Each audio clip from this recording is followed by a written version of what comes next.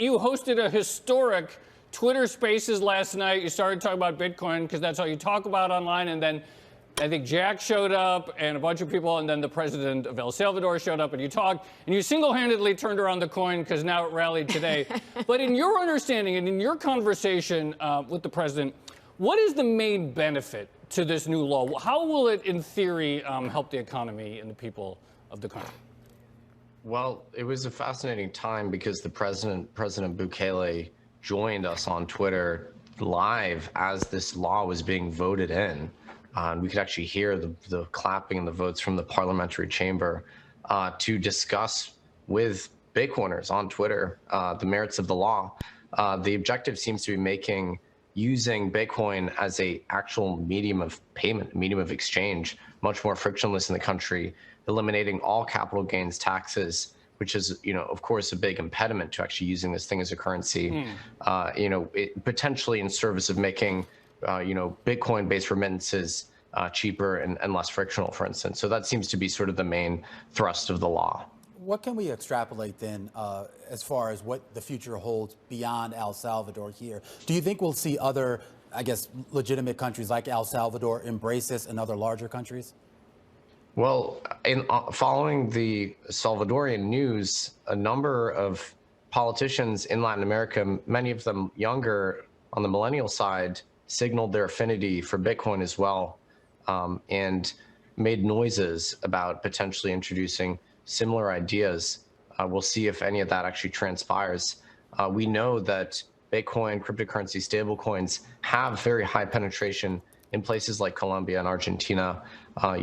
Latin America is certainly no stranger to sovereign defaults or periods of high inflation or monetary repression. So we see high penetration there. There's certainly a class of policymakers that see an opportunity to gain favor by signaling their affinity. We'll see what happens. But this is El Salvador is the first non-pariah state to really legitimize and legalize Bitcoin usage in sort of its intended way. So, it seems like a big sea change, frankly. A big sea change that only though meant that we saw a 7% rally. You're still seeing Bitcoin in and of itself under pressure significantly off its highs that we saw previously in the year, Nick. Are you expecting the issue for El Salvador going forward is also the ongoing volatility within Bitcoin as well? Is there any point we're expecting that to just reduce a little bit so we see it more regularly used as a currency, not just by those that are suffering significant inflation or indeed seeing an issue with a hard currency peg? It's hard to say. Bitcoin's volatility is seen to be as a natural consequence of the scarcity of the system. Of course, something like gold, which is similarly kind of a commodity, fixed in issuance, doesn't evidence such significant volatility. But Bitcoin is still early in its life, and very patchily adopted globally. And also in terms of El Salvador, it's a very small country. Foreign exchange reserves in the single-digit billions. The fund that the President Bukele was talking about establishing, which would hold a position in Bitcoin, he signaled that would be in kind of the $150 million range, so smaller than many kind of crypto hedge funds.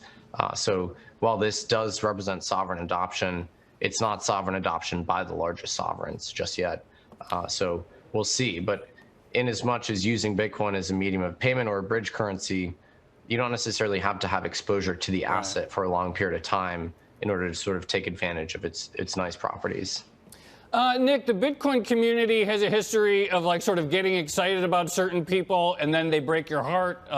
Elon Musk is probably the most prominent one, and then he stabbed you in the back. Are you worried that the president won't have a commitment to Bitcoin per se, and next month it's and now we've asked the Ethereum Foundation to digitize health records and XRP to modernize our banking system, and then it'll just be a bunch of crypto buzzwords in a few weeks?